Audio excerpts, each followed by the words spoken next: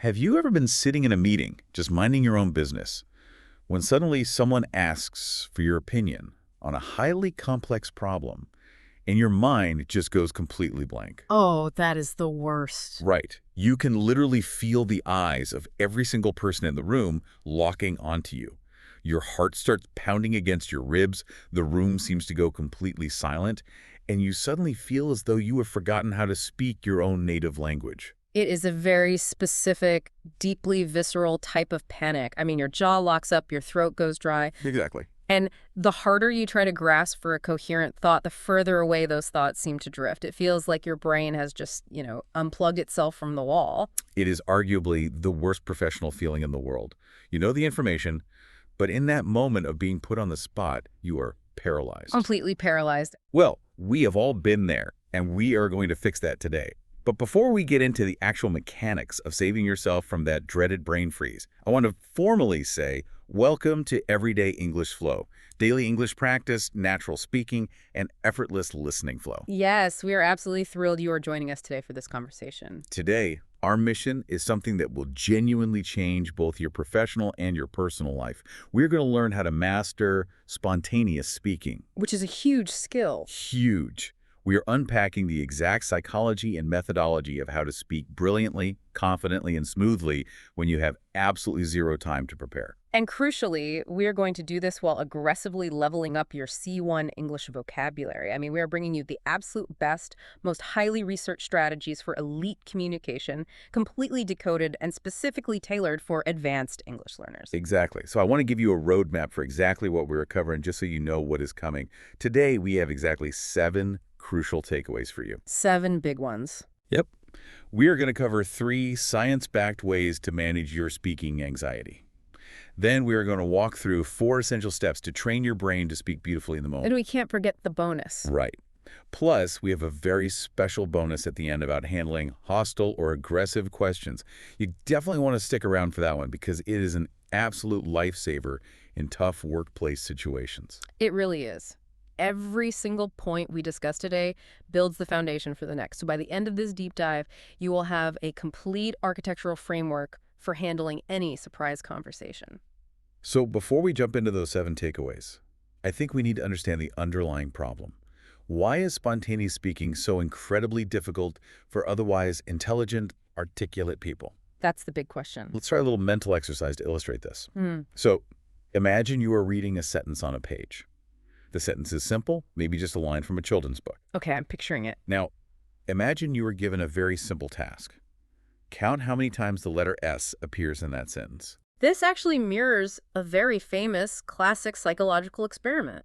It does. When you administer this test, you can take a room full of highly educated, incredibly smart professionals, give them a specific text, and ask them to count the Fs. And what happens? An overwhelming majority of them will confidently put their hands up and say they found 3. But the reality of the text is that there are actually 6. They miss half of them. 6.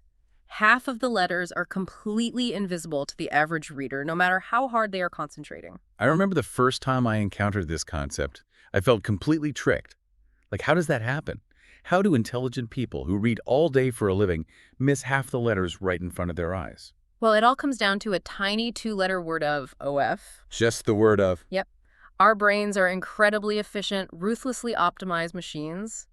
When we read, our brains are not looking at individual letters, they are looking for meaning. Okay, that makes sense. Because the word of is so incredibly common, and because it acts as a mere grammatical bridge rather than carrying the heavy semantic meaning of the sentence, the brain just skips right over it to save energy. Wow. We process the conceptual meaning of the sentence perfectly, but we literally do not register the visual presence of the letter F in the word of. So our brain is essentially cutting corners to help us read faster, but in doing so, it creates a massive blind spot for the details. That is the perfect way to phrase it. And this phenomenon is the ultimate analogy for spontaneous speaking. How so? When we are unexpectedly put on the spot, our brains instantly try to be efficient. They default to deeply ingrained old habits to survive the moment. We skip over the small structural things. But in high-stakes communication, it is precisely those small, overlooked habits that determine whether you sound like a confident leader or a panicked amateur. Which is exactly what we want to avoid. We are going to train you to see those hidden Fs today. We're going to expose those little conversational habits that you might be completely blind to. And this brings us beautifully to our first major vocabulary focus for today. It is an idiom, and it serves as the core theme of our entire discussion. Yes. The phrase is off the cuff. O-F-F. The C-U-F-F. Off the cuff. Let's really break that down for our listeners. What does it actually mean to speak off the cuff? Well, when you do something off the cuff, you are doing it without any prior preparation, planning, or rehearsal. You are operating entirely spontaneously. So no notes, no slides. Exactly. In the specific context of public speaking or conversation, it means you don't have notes, you haven't written a script, you haven't practiced in front of a mirror. You are generating your thoughts and your words simultaneously in the moment, based entirely on whatever comes to your mind. Historically, didn't this originate from public speakers literally writing quick notes on the cuffs of their dress shirts before going on stage? That is the exact etymology. Yeah. In the 19th century, men wore shirts with stiff, detachable cuffs. If a speaker suddenly had a thought right before stepping up to the podium, they would hastily scribble a quick note on their literal shirt cuff to remember it. So speaking off the cuff originally meant speaking from those hasty, impromptu scribbles rather than a formal manuscript. That paints such a great picture. So in modern usage, imagine you are at a colleague's retirement dinner. You are happily eating your dessert, and suddenly the host hands you a microphone and says, "Hey, say a few words about working with Susan." That is the ultimate off-the-cuff scenario. It really is. Here's how you would use it in a formal example sentence. I didn't have a speech prepared, so I was forced to speak off the cuff at the retirement dinner. Let me throw out another example for a corporate context. The CEO was asked a hostile surprise question by an investigative reporter, but she handled it beautifully off the cuff.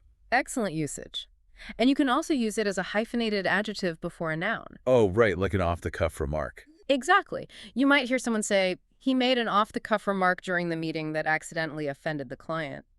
In that case, it means a casual, unscripted comment made without considering the deeper implications.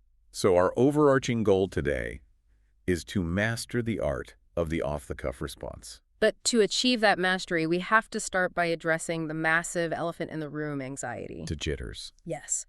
We cannot talk about spontaneous speaking without talking about the physiological terror it induces.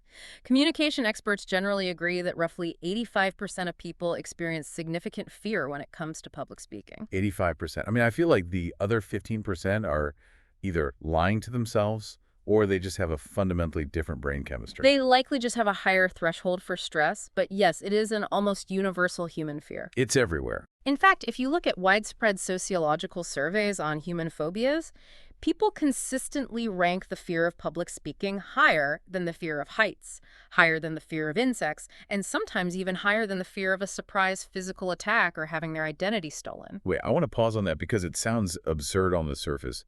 People would genuinely rather have a cybercriminal drain their bank account than stand up and give a 2-minute unscripted introduction at a networking event. Surprisingly, yes. Why is the human brain wired to fear talking to other humans so intensely? It goes back to evolutionary psychology.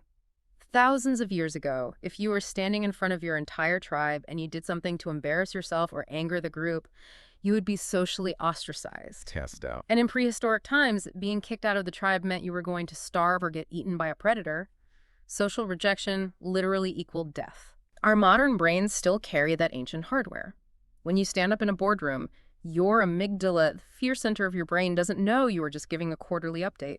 It thinks the tribe is judging whether you should survive. So that intense physical reaction, the racing heart, the sweaty palms, the shallow breathing that is our body preparing to either fight a saber-toothed tiger or run away from one. Yes, it is the classic fight-or-flight response. But here is the critical paradigm-shifting insight for our listeners. Anxiety should not be overcome. It should be managed. I struggle with that idea. If anxiety is a terrible feeling that makes me freeze, why shouldn't my goal be to completely eliminate it? I want to feel perfectly calm. You might want to, but it is a biological impossibility to entirely suppress an adrenaline response in a high-stakes environment. That's fair. More importantly, you shouldn't actually want to eliminate it. Anxiety is essentially just a massive surge of physiological energy. It is your body telling you that the moment matters. So it's actually useful. Very. That energy, if harnessed correctly, gives you sharper focus, A more dynamic vocal tone and a more commanding presence. The goal is not to kill the energy. The goal is to manage that energy so it works for you rather than against you. And that brings us to the first of our 3 specific techniques for managing speaking jitters. Technique number 1, greet the anxiety. Greet it. Welcome it like an old, slightly annoying friend. Okay, how does that work? When you are about to speak or when you get hit with a tough question, your body always reacts before your conscious mind does. Your stomach might gurgle, your knees might feel weak, you might feel a flush of heat in your cheeks. Yeah, when that happens to me, my inner monologue immediately turns catastrophic. I start thinking, oh no, my voice is going to shake.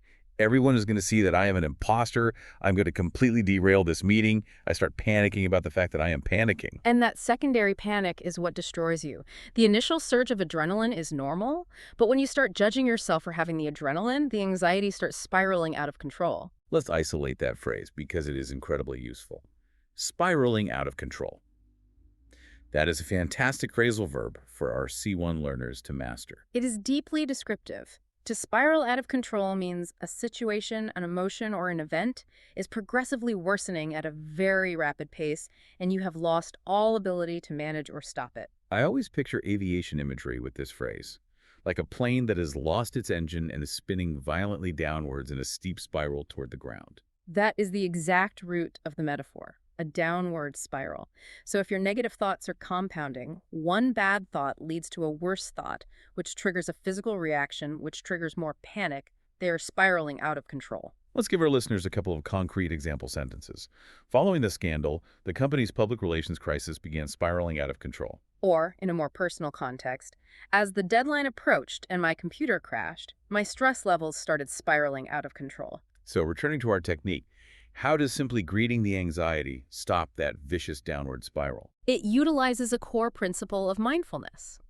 When you feel that sudden stomach drop, instead of fighting it or catastrophizing, you actively acknowledge it. Just acknowledge it. Yeah, you literally say to yourself in your head, hello, anxiety. I feel my heart racing. This is just my body giving me the energy I need to do something important. So you just label the physical sensation neutrally. Yes.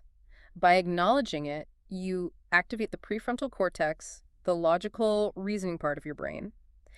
Naming an emotion dramatically reduces the power of the amygdala. You stop fighting the feeling. And what happens when you stop fighting? When you stop fighting it, you stem the tide of that secondary panic. The initial nervousness might still be there, but it remains a manageable hum of energy rather than a catastrophic spiral. It takes the narrative power away from the physical symptoms. I am not failing. I'm just experiencing adrenaline. That shifts the whole paradigm. Okay. So once we have greeted the physical sensation, we move to the psychological environment. What is technique number 2? Technique number 2 is to reframe the situation as a conversation. To reframe, meaning Wow. to consciously shift the lens through which you were viewing the event. Correct. The primary reason we get so overwhelmingly anxious, especially highly driven, ambitious professionals, is because we view off-the-cuff speaking as a performance. A performance, Yeah. like an actor stepping onto a stage or a concert pianist sitting down at a grand piano. Exactly. And what defines a performance? In a performance, there is an objective standard of perfection. There is a right way and a wrong way to do it. Right. If you are playing a Beethoven sonata and you hit a C sharp instead of a C natural, you made a mistake. It is binary. The audience hears the wrong note and you have failed that measure of music. But presenting an idea or answering a question off the cuff is absolutely not a performance. There is no one singular right way to answer a question. I logically understand that, but in the moment, it undeniably feels like a performance. You are the focal point. Everyone is silently staring at you, waiting for brilliance. That is the psychological illusion you have to shatter. You have to reframe the dynamic from a one-way performance to a two-way conversation. Okay, but how? The most effective way to hack your own brain into making this shift is through your specific choices in vocabulary. Wait, my vocabulary choices change my internal anxiety levels. Ah. How does language make a formal presentation feel like a casual conversation? It is all about manipulating the perceived distance between you and your audience. When speakers are nervous, they subconsciously use language that creates a physical and emotional distance from the listeners. Interesting. They use formal, elevated jargon because they feel threatened and they want to sound authoritative to protect themselves. Let's look at some advanced vocabulary to illustrate this. A nervous defensive speaker might stand up and say, One must deeply consider the ramifications of this new corporate policy. Ramifications. Let's definitely break that word down for our learners. Ramifications is a superb C1 level noun. It refers to the complex, far-reaching, and often unexpected consequences of an action or a decision. So it's very formal. It is a very formal, academic, and somewhat cold word. If you say, we must consider the ramifications, you sound like a university textbook or a legal document. It feels incredibly detached. It feels like you are standing on a balcony shouting decrees down to the commoners below. Heed the ramifications. There is no intimacy in that word. That lack of intimacy is exactly the problem. It creates a massive barrier. It is the opposite of conversational. To successfully reframe the moment as a conversation, you need to strip away that distancing armor and use what linguists call inclusive pronouns. Inclusive pronouns. We are talking about words like we, us, and our. Yes. Small words with massive psychological impact. Instead of saying one must consider the ramifications, a speaker who is treating the moment like a conversation will say, we all need to look closely at how this policy is going to affect us. How this is going to affect us. That immediately lowers the temperature in the room. It sounds like you are sitting next to me at a coffee shop, figuring out a problem together, rather than lecturing me from a podium. That is the magic of inclusive language. It does two things simultaneously. First, it tricks your own nervous system into feeling like you're just chatting with peers, which dramatically lowers your cortisol levels. And the second thing, Second, it makes the audience feel seen and included, which naturally lowers their defenses. Making the audience comfortable is your ultimate responsibility as a communicator. so instead of a rigid structure like step 1 is implementation, step 2 is analysis, you could use inclusive framing and say first, what we need to tackle is. Well, what we need to tackle is whatever the topic is. Exactly. What we need to tackle. You are in the trenches together. That simple shift in pronoun usage reframes the entire power dynamic. This is a perfect time to say, if you are enjoying this everyday English flow so far and finding these vocabulary breakdowns helpful, please take a quick second to like, share, and subscribe. It truly helps us keep bringing you these highly detailed deep dives. Absolutely. Your engagement is the fuel that allows us to produce this level of content. All right, let's keep building our anxiety management toolkit. We know how to greet the physical panic. We know how to reframe the performance into a conversation using inclusive language. What is technique number 3? Technique number 3 requires a bit of mental discipline. Get present-oriented. Present-oriented, meaning forcing your consciousness to exist entirely in the current moment right now. Yes. It is heavily believed by prominent figures in psychology, most notably Philip Zimbardo, who is famous for the Stanford Prison Experiment, but also founded a clinic specifically dedicated to the study of shyness, that the vast majority of our social anxiety is generated by living in the future. Living in the future? Yeah. Do you mean getting lost in hypothetical scenarios? Precisely. When you are standing up to speak or when you are put on the spot in a meeting, your brain is rarely thinking about the literal words coming out of your mouth. Your brain is racing ahead, projecting disasters. Like what? What if, I forget my next point, what if they think my idea is derivative? What if the client rejects the proposal and we lose the funding? What if I look utterly incompetent? All of these are future consequences. They haven't happened yet. They are phantoms. You are suffering the emotional pain of a scenario that only exists in your imagination. And that future time orientation paralyzes you in the present. The psychological research heavily suggests that if you can force your cognitive processing to focus entirely on the present moment, you effectively cure that anxiety. Cure it completely. You literally cannot worry about the future when your working memory is operating at 100% capacity dealing with the present. I understand the theory, but I have to push back on the application here. I cannot just order my brain to be present. If I stand there and aggressively think, be present. Stop worrying. Be in the moment. I'm just worrying about whether I am being present enough. My brain will not obey that command. Your pushback is entirely justified. You cannot simply willpower your way into mindfulness. The human brain doesn't work by command, it works by distraction. By distraction? Yes, you have to give it a task that requires such a high degree of cognitive effort that it simply has zero bandwidth left over to generate those hypothetical future scenarios. Okay, that makes sense. We have to overload the circuits with a present tense task. What kind of tasks actually accomplish that backstage before a big moment? Well, there are physical methods and mental methods. Some professional high-stakes speakers use extreme physical exertion to force presence. A speaker might drop down and do 100 rapid push-ups in the green room right before they walk on stage. 100 push-ups. If I did that, I wouldn't be anxious. but I would be sweating profusely and gasping for air into the microphone. Which is the obvious downside of the physical exertion method. But the underlying psychology is sound. You cannot be pushing your muscles to the point of absolute exhaustion and simultaneously be worrying about whether someone will like your slide deck. That's true. Your brain is stripped down to its primal core, just saying, breathe, survive. But a much more practical, less sweaty tool for the corporate world is complex math. Math. You want me to do mental arithmetic right before a high-pressure speaking engagement? I do, and it has to be complex enough to require genuine focus. Try this count backwards from 100, subtracting by 17 each time. Subtracted by 17. Okay, let's try it. 100 minus 17 is 83. Right. 83 minus 17 is, let's see, minus 10 is 73, minus 7 is 66. Keep going. 66 minus 17 is, oh, wow. My brain is grinding gears. 49. Yes, 49. Now let me ask you, in those 10 seconds where you were actively calculating 66 minus 17, were you worrying about this recording? Were you worrying about your grocery list or your email inbox? Not at all. The entire universe vanished, except for the numbers 66 and 17. That is the mechanism in action. It forces you violently into the present moment. But if math isn't your preference, my absolute favorite method, and one highly recommended by vocal coaches, is using tongue twisters. Tongue twisters.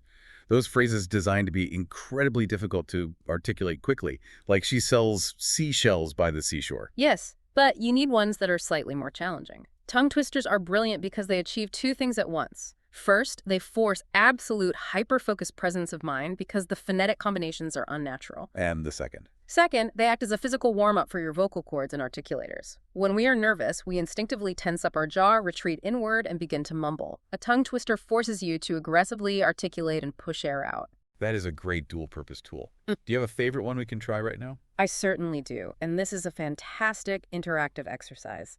This particular tongue twister is highly effective because if you slip up and mispronounce the vowels, you might accidentally shout a very inappropriate, naughty word in English. Oh, no. So the stakes are artificially high. Exactly. The subtle danger of accidentally cursing forces your brain to be hyper-vigilant about your articulation. Okay, I will say it slowly, and then I want you to repeat it with crisp diction. Ready? Ready. I am immensely focused on not cursing on this recording. I slit a sheet I slit, and on that slitted sheet I sit. Beautifully articulated. Wow, I can feel my heart rate actually dropped while doing that. My entire cognitive capacity was dedicated solely to making sure I hit those sharp whoosh and S sounds perfectly, distinguishing the short I from the long E. I had no room left to worry about anything else. I was 100% anchored in the present moment. It works like a charm every single time. So to bring part one to a close, if you want to master off-the-cuff speaking, you must first manage the biological jitters. You greet the anxiety to stop the uncontrollable downward spiral. You reframe the adversarial performance into a collaborative conversation using inclusive pronouns. And finally, you force yourself to get present-oriented with complex tasks to shut down the brain's tendency to worry about the future. That is a phenomenal foundation. Now that we have the physical anxiety managed and our mindset calibrated, we are ready to move into the actual mechanics of spontaneous speaking. We're shifting into the 4 specific steps for speaking perfectly off the cuff. The foundational step, step 1, sounds incredibly simple, but is notoriously difficult. Get out of your own way. It is the hardest step for high achievers. Get out of your own way. To explain why this is so difficult, let's introduce the concept of the Type A personality. For our language learners, a Type A personality is a common psychological and cultural idiom used to describe a specific type of person. A Type A individual is highly competitive, intensely ambitious, rigidly organized, very time-conscious, and above all, a relentless perfectionist. They are the people who color-code their email inboxes and detest making even minor errors. That is a perfect definition. And the corporate world is heavily populated by Type A individuals. The tragic irony is that Type A people constantly get in their own way during spontaneous moments precisely because of their desire to be perfect. How does that happen? When they are asked a surprise question in a meeting, their brain doesn't just look for an answer, it immediately starts frantically searching for the most brilliant, most insightful, most paradigm-shifting answer possible. So, by putting all their cognitive energy into trying to sound like a genius, they end up freezing and saying absolutely nothing at all. The perfectionism becomes a wall. Precisely. To illustrate how our brains instinctively try to cheat to maintain this illusion of perfection, communication trainers use a fascinating improvisational activity called shout the wrong name. Shout the wrong name. Mm. How does that game work in practice? The rules are deceptively simple. You walk around a room, point at various objects, and you must rapidly call them by any name other than what they actually are. So I might point at a leather chair and confidently call it an apple. That sounds like a game for toddlers. It sounds incredibly easy. You would certainly think so. But when you put highly intelligent professionals in a room and ask them to do this rapidly for a full 60 seconds, something fascinating and predictable happens. After the first few objects, the brain panics at the lack of structure. Because it hates being wrong. Yes, it hates being wrong and it hates being unstructured. So it starts categorizing to make the game easier. They point at a chair and say apple. They point at a desk and say banana. They point at a window and say orange. Oh, I see. They unconsciously just start naming fruits to survive the exercise. Yes, the brain attempts to stockpile items. That is a crucial vocabulary word we need to explore. Stockpile. To stockpile is a verb that means to gradually collect and keep a large supply of things, usually for future use during a time of shortage or emergency. For instance, during the early days of the pandemic, panicked consumers began to stockpile toilet paper and canned goods. Ah, I remember that. Or in a military context, the rogue nation began to stockpile weapons. So, mapping that word onto our brain's behavior in this game, my brain realizes that coming up with a truly random, unrelated word every 2 seconds is incredibly taxing. To save energy and ensure I don't fail, it stockpiles a pre-made list of fruits in my working memory. It is essentially cheating at the game to feel safe. That is exactly what is happening. The brain wants to get the game right, even when the rules are designed to have no right answer. It creates a pattern, a cognitive stockpile, so it can coast on autopilot. And why is that bad for speaking? Because in spontaneous speaking, stockpiling ruins you. If you go into a Q&A session with a stockpiled list of talking points you are desperate to use, you won't actually answer the questions being asked. You will just force your pre-planned answers into the conversation, which makes you sound inauthentic, evasive, and rehearsed. We have to train ourselves to let go of patterns and trust our ability to generate thoughts in the moment. Letting go of the desire to be right or brilliant is so incredibly hard, though. Our entire educational system is built on rewarding the right answer. Which is why we need a new mantra. There is a brilliant maxim often credited to improv theater experts like Adam Tobin: dare to be dull. Dare to be dull. That feels so counterintuitive. Yeah. The adjective dull means boring, uninteresting, lacking shine or excitement. Why on earth would my goal in a high-stakes presentation be to sound dull? I want to dazzle them. It sounds like terrible advice until you understand the psychology behind it. If you consciously set your goal to be brilliant, you raise the internal pressure to an intolerable level. You over-evaluate every thought before you speak it, which causes you to hesitate and freeze. And if I dare to be dull? If you just grant yourself permission to be ordinary, to dare to be dull, you remove the pressure. You lower the bar so drastically that your natural intelligence and expertise are allowed to flow freely without the bottleneck of perfectionism. So if my CEO unexpectedly turns to me and asks for my read on the new market trends, instead of trying to formulate a groundbreaking economic theory that will get me promoted on the spot, I should just dare to be dull. I should just state the most basic, obvious observation I have. Yes. Because to you, an expert in your field, your dull, basic observation is actually highly informative to someone else. Daring to be dull allows you to start speaking. And once you start speaking, your brain warms up and you will accidentally reach greatness. Striving for greatness makes you freeze. Accepting dullness allows you to flow. Get out of your own way by daring to be dull. I love that.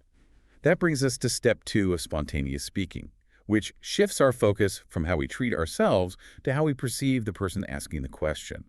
See it as an opportunity, not a threat. This step requires a fundamental rewiring of our defensive instincts. In the corporate world, when a boss asks for critical feedback, or when a tough client asks a probing question about our timeline, our ancient brain perceives it as a threat.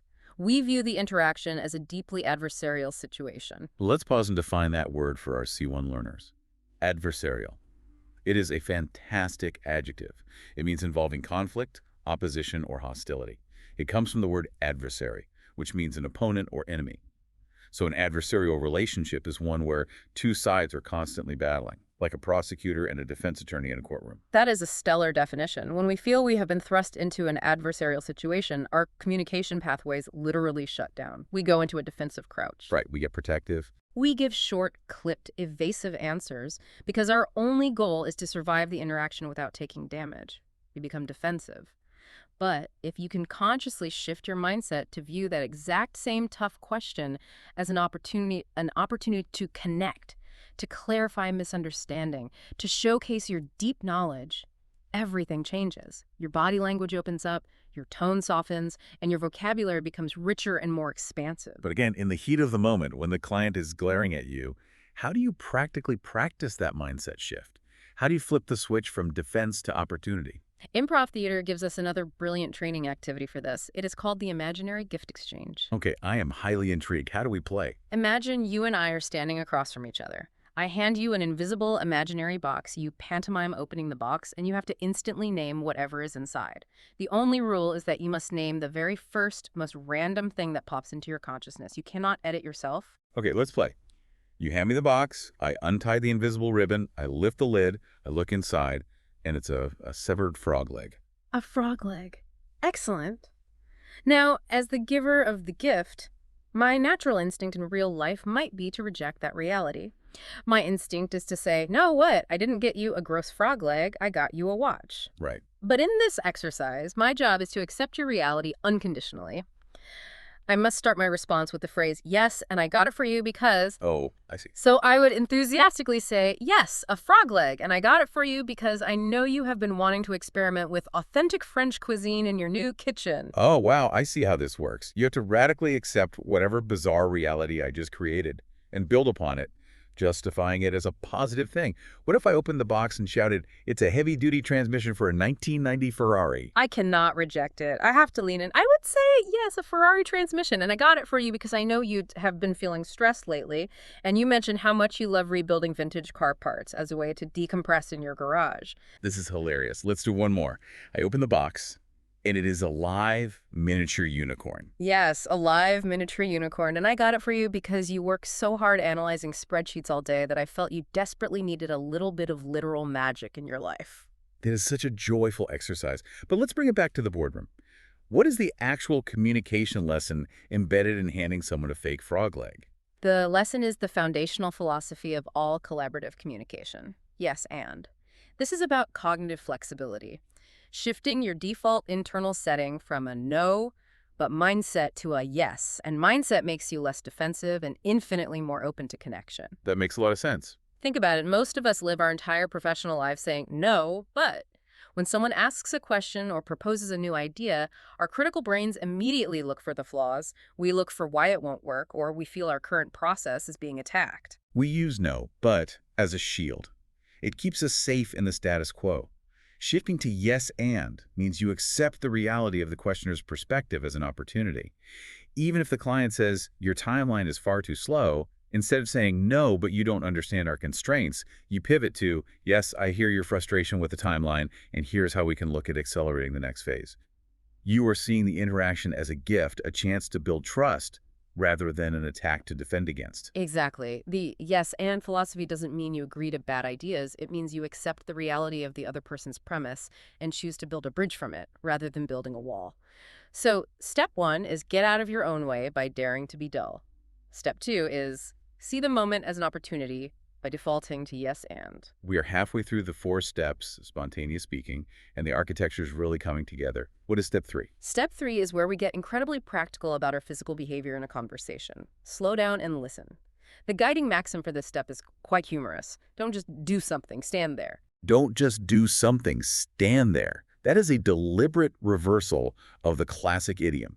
We are usually taught from childhood, don't just stand there, do something. Meaning, take action, be proactive. You are right. Modern corporate society overwhelmingly rewards quick, decisive action. We idolize the executive who has a snappy answer the second a question is asked. But in complex communication, your primary job is to serve the audience and address their actual needs. And rushing prevents that. You physically and neurologically cannot do that if you are formulating your brilliant reply while they are still in the middle of talking. You are not actually listening to them. That is a tough truth to swallow. If I'm being honest, in heated meetings, I am often not listening to the other person's point. I am just quietly waiting for my turn to speak, rehearsing my counter-argument in my head. You are engaging your rebuttal brain. Yeah. And everyone does it. But when you do that, you miss the nuances of what is being asked. You answer the question you want to answer, not the question they actually asked. You have to learn to truly, deeply absorb their message before your brain begins constructing a reaction. It is easy to say listen better, but how do we tangibly train ourselves to shut down the rebuttal brain and actually listen? We have a highly uncomfortable but incredibly effective activity for this too. It involves explaining a simple concept like your plans for the upcoming weekend to a partner, but you have to do it by spelling out every single word, letter by letter. Spelling it out, you mean literally saying the letters out loud instead of the words? Yes, it strips away all the normal pacing of conversation. Let's try a very brief role play of this so the listeners can feel the friction. I want you to tell me what you were doing tomorrow, but spell it. Okay, here I go. IAMGOINGTOTHEPARKTEOEA. THATESOUNDSINCREDIBLYPEACEFUL. Wow, that is excruciating. It is agonizingly slow. I wanted to pull my hair out waiting for you to finish the word incredible. It is deeply painful for fast thinkers, but I want you to analyze your cognitive state while I was spelling. Did you notice what happened to your rebuttal brain? Yes. It completely vanished.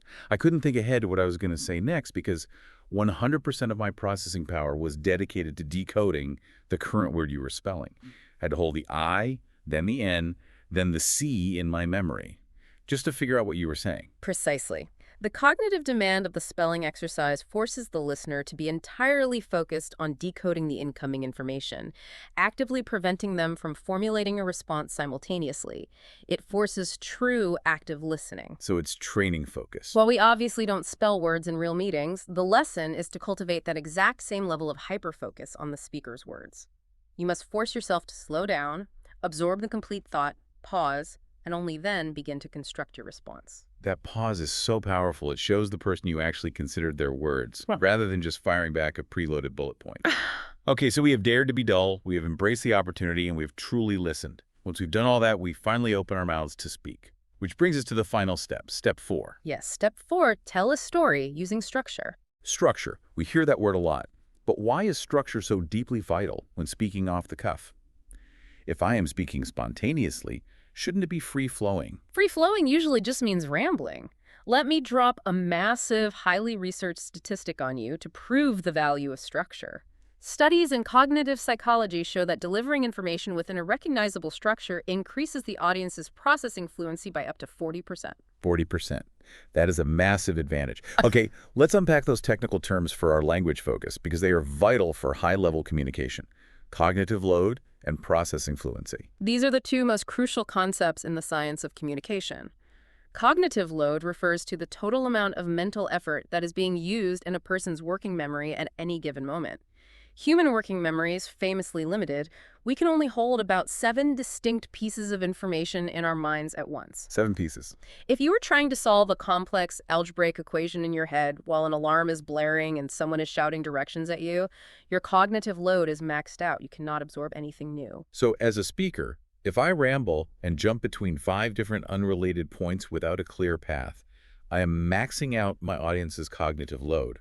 I am making them work too hard to follow me. Exactly. And that leads us to the inverse concept, processing fluency.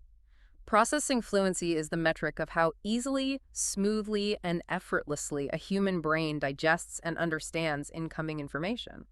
When cognitive load is low, processing fluency is high. That makes perfect sense. As a communicator, your primary objective is to create high processing fluency so your audience easily understands and remembers your point without feeling mentally exhausted. And using a recognizable structure provides that fluency. Yes, because structure acts as a predictable map for the brain. Think about the classic analogy of trying to remember a 10-digit phone number. If I just aggressively shout a string of 10 random digits at you, 48291746330, it is incredibly difficult to memorize on the spot.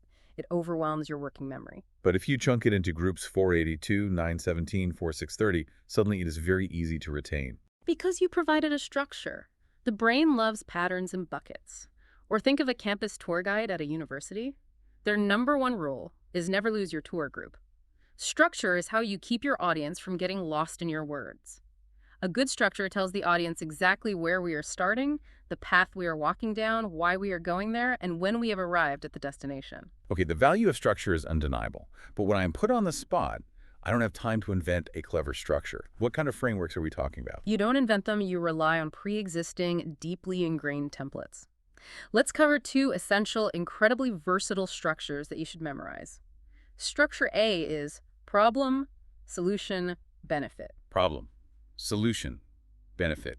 3 simple beats. Yes, it is the most persuasive structure in the business world. You start by clearly identifying the issue at hand, the problem. Then you state clearly how you propose to fix it, the solution. Finally, and most importantly, you explain the positive outcome of fixing it, the benefit. Let's contextualize this. Imagine the IT director asks me, completely off the cuff, why my department needs new software. Instead of rambling about how slow the old system is for 5 minutes, I use this structure. I say, the problem we are facing is that our current database takes 10 minutes to load a single client profile, which is killing our response time. The solution is migrating to the new cloud-based CRM. The benefit to the company is that we will increase our daily client outreach by 30%, directly driving up quarterly sales. That is a masterclass in off-the-cuff speaking. It was clear, concise, and incredibly persuasive because of the structure. And if you want to be even more positive, you can flip the first beat. Instead of problem-solution benefit, you make it opportunity-solution benefit. Opportunity-solution benefit. We have an opportunity to capture a new demographic. The solution is a targeted ad campaign. The benefit is a 15% increase in market share. It frames you as a visionary rather than a firefighter. I love that. What is the second structure? Structure B is perhaps the most famous and versatile framework in all of communication. What, so what, now what? What, so what, now what? It is brilliant because it follows the natural logical progression of human curiosity. You start with the objective facts or the core idea, the what. Then you explain why those facts actually matter to the specific audience listening, the so what. And you finish with a clear, actionable next step, the now what. Let me try to map this onto a common scenario. Let's say I am asked to spontaneously introduce a guest speaker at a conference. I can adapt this structure by changing what to who they are, why they matter, what we will do next. Perfect adaptation. So I would stand up and say, our next guest is Dr. Sarah Jones, the lead researcher at the Institute of Artificial Intelligence, the who or what. Her insights are critically important for us today because her recent breakthroughs are going to completely redefine how we automate our supply chains over the next 5 years, the so what. Please join me in giving a warm welcome to Dr. Jones, the now what. That was flawless. You gave the audience exactly what they needed to know, why they should care, and what to do next. When you are unexpectedly put on the spot, you are suddenly burdened with 2 massive cognitive tasks. You have to figure out what to say, and you have to figure out how to say it. Which is overwhelming. By memorizing these structures, the structure handles the how. It acts as a pre-built container. That completely frees up your cognitive load to focus purely on generating the what. That is the ultimate secret. Structure doesn't restrict you. It liberates your processing power. Okay, we have covered the 3 anxiety management techniques and the 4 steps to spontaneous speech. And now we have arrived at the bonus we promised you at the very beginning of the deep dive. This is the advanced course. This is the ultimate stress test of everything we have learned today. What happens when the off-the-cuff situation isn't just a friendly boss asking for an update? What happens when the person asking you a question is actually hostile, aggressive, or attempting to undermine you publicly? Hostile situations require immense emotional control and a very specific set of linguistic tools. When someone attacks you, your fight-or-flight response goes into overdrive, and all your structural training flies out the window. You have to de-escalate the threat before you can communicate. So what is our very first tactic when confronted with a hostile questioner? Tactic 1, acknowledge, don't name. When someone asks a deeply hostile or emotionally charged question, you absolutely must acknowledge their emotion, but you must resist the urge to label it precisely. That sounds like a tightrope walk. Why shouldn't I just call it out and say, you sound really angry about this timeline? Because of a psychological concept called reactance, if you apply a specific emotional label to someone, especially a negative one, like angry, they will instinctively reject your label and argue about their emotional state. Oh, I see. They will defensively shout, I'm not angry. I'm frustrated by your incompetence. Now, instead of discussing the actual project timeline, you are trapped in a secondary argument about their feelings. You gave them a new target to attack. That makes total sense. So how do I acknowledge the heat of the moment without triggering that reactance? You use broad, validating, but neutral terms. You say, I hear you have a lot of passion on this issue, or I recognize this is a deeply important topic for you. You validate that they care, which makes them feel heard, but you do it without accusing them of losing their temper. I hear your passion. That is brilliant diplomatic language. It de-escalates the tension immediately. Once you've safely acknowledged the passion, how do you handle the actual attack?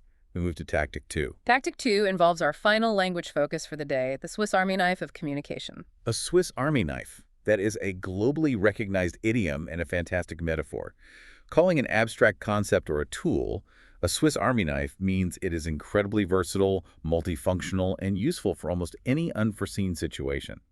It references the famous pocket knives that contain a blade, scissors, a screwdriver, a corkscrew, and tweezers all in one tool. The ultimate communication Swiss Army knife is the act of paraphrasing. Paraphrasing, meaning carefully repeating back the core of what someone just said, but doing it in your own words. Yes, but in a hostile situation, you are doing a very specific type of strategic paraphrasing. You are filtering out the emotion and keeping only the logic. Give me an example. Imagine a stakeholder aggressively points a finger at you in a meeting and shouts, "Your new product design is a complete scam and a total waste of the marketing budget." My instinct would be to shout back, "It is not a scam," which just validates their premise. Exactly. You never repeat their negative words. Instead, you acknowledge and then you paraphrase to reframe. You take a breath and calmly say, I hear your passion on this. So what you're really asking about is the long-term value and ROI of the new product features. Oh, wow. That is incredibly smooth. You took their highly emotional personal attack, ran it through a filter, and translated it into a perfectly reasonable, logical business question about ROI. Exactly. Paraphrasing is a Swiss Army knife because it does three vital things simultaneously. First, it buys you precious seconds of time to calm your own heart rate.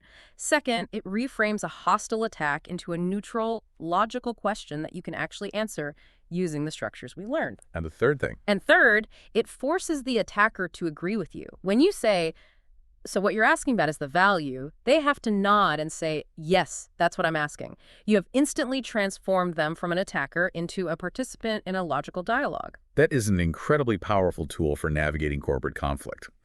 But let's look at a different type of hostility.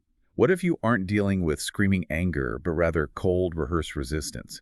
What if you're talking to someone who refuses to engage authentically and just gives you very rehearsed, robotic, PR-approved answers?